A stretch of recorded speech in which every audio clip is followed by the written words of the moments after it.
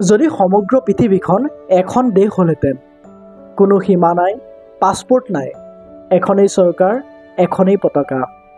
শুনিবলৈ কিবা অজীৱ লাগিছে নহয়নে? অজীৱ লাগিলেও আজিৰ এই ভিডিঅ'টোত আলোচনা কৰিম। যদি গোটেই পৃথিৱীখন এখন দেশ হ'লহেঁতেন, তেতিয়া আমাৰ জীৱনবোৰ কেনেকুৱা হ'লহেঁতেন? কেতিয়াবালৈ বাৰু এইটো হোৱা সম্ভৱনে? এনেকুৱা যদি হয়, তেন্তে আপোনাৰ কি কি সুবিধা হ'ব আৰু কি কি অসুবিধা হ'ব? আহকচোন আজিৰ এই ভিডিঅ'টোত ইয়াৰ বিষয়ে আলোচনা কৰোঁ। প্ৰথমে মূল কথাখিনি বুজি লওক। কল্পনা কৰক, এই পৃথিৱীত Bharat, Pakistan, Russia, Ukraine, America, China কোনো দেশ নাই। কোনো আন্তঃৰাষ্ট্ৰীয় সীমা নাই। এখনেই চৰকাৰ, এটাই আইনী ব্যৱস্থা, এক মুদ্ৰা, প্ৰব্ৰজনৰ কোনো চিন্তা নাই। কিন্তু ইয়াক কোনে নেতৃত্ব দিব? এই দেশখনৰ অফিচিয়েল ভাষা কি হ'ব? বিভিন্ন সংস্কৃতি, ভাষা আদিৰ মূল্যবোধ বাৰু কেনে হ'ব এই দেশখনত? বিশ্বত হাজাৰ হাজাৰ ভাষা আৰু বিশ্বাস পদ্ধতিৰে 8 বিলিয়নৰো অধিক লোক বাস কৰে।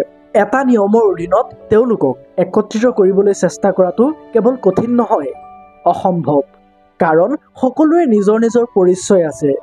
যেনেকৈ আমি অসমীয়া হিচাপে অসমীয়া জাতীয় সত্তাটো বজাই ৰাখিব বিচাৰোঁ, ঠিক তেনেকৈ সকলোৱে বিচাৰে। যদি দেশ এখনেই হয়, তেন্তে গোটেই পৃথিৱীৰ ইমানখিনি জাতীয় সত্তা বজাই এখন চৰকাৰ চলোৱাটো অসম্ভৱ। আপুনি এতিয়া ভাবিছে চাগে, এনেকুৱা বাৰু আগতে কেতিয়াবা হৈছেনে যে সমগ্ৰ পৃথিৱীখন এখনেই দেশ, মানে এখন চৰকাৰে গোটেই পৃথিৱীখন চলোৱা, গোটেই পৃথিৱীতে এক মুদ্ৰা হোৱা? নিজৰ নিজৰ সময়ত ৰোম বা ব্ৰিটেইনৰ দৰে সাম্ৰাজ্যই বিশ্বৰ বিশাল অংশ নিয়ন্ত্ৰণ কৰিছিল। এটা সময়ত ব্ৰিটিছ সাম্ৰাজ্যই বিশ্বৰ জনসংখ্যাৰ প্ৰায় 1/4 শাসন কৰিছিল। কিন্তু এই সাম্ৰাজ্যসমূহৰ কোনোটোৱেই সমগ্ৰ পৃথিৱীখনকে সামৰি লোৱা নাছিল।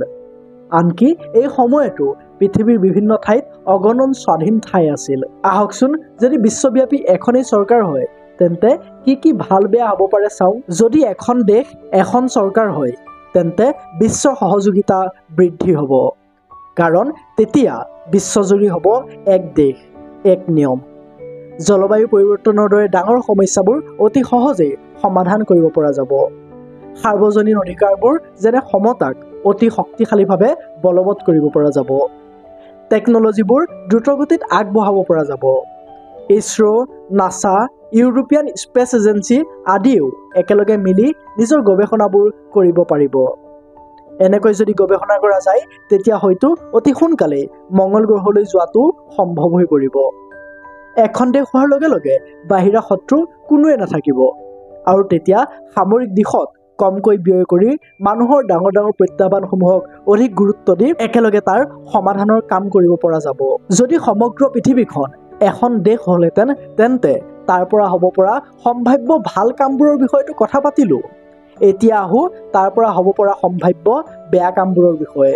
যদি এই দেশখনৰ চৰকাৰখন স্বৈৰাচাৰী, মানে নৰ্থ কোৰিয়াৰ দৰে যদি ডিক্টেটৰ হয়, তেন্তে গোটেই পৃথিৱীখনেৰে কণ্ট্ৰল পাই যি কৰোঁ বুলি ভাবে তাকে কৰিব পাৰিব। সৰু সৰু গোটৰ দ্বাৰা কোৱা ভাষা, সংস্কৃতি, পৰম্পৰা আদিক একেবাৰে শেষ কৰি পেলোৱা হ'ব। এতিয়া যেনেকৈ এখন দেশৰ লগত জেদ ধৰি বেলেগ দেশ টেকন'লজি, স্পেচ আদিৰ ক্ষেত্ৰত আগুৱাই যায়, যদি এখনেই দেশ হৈ গৈ, তেতিয়া প্ৰতিযোগিতামূলক উদ্ভাৱনৰ গতি লেহেমীয়া হ'ব পাৰে। কাৰণ গোটেই পৃথিৱীখন এখন দেশ হোৱাৰ লগে লগে তাত কোনো প্ৰতিদ্বন্দ্বী দেশ নাথাকিব।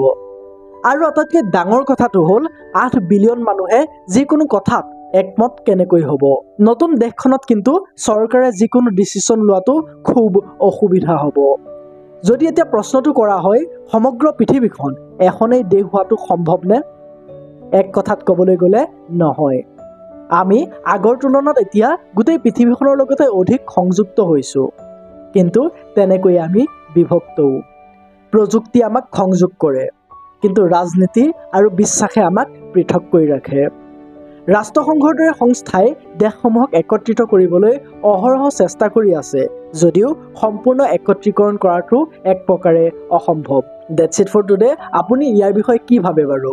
সমগ্ৰ পৃথিৱীখন যদি এখন দেশ হয়, তেন্তে ই শান্তিৰ স্বৰ্গ হ'ব নে এখন অশান্তিময় নৰক?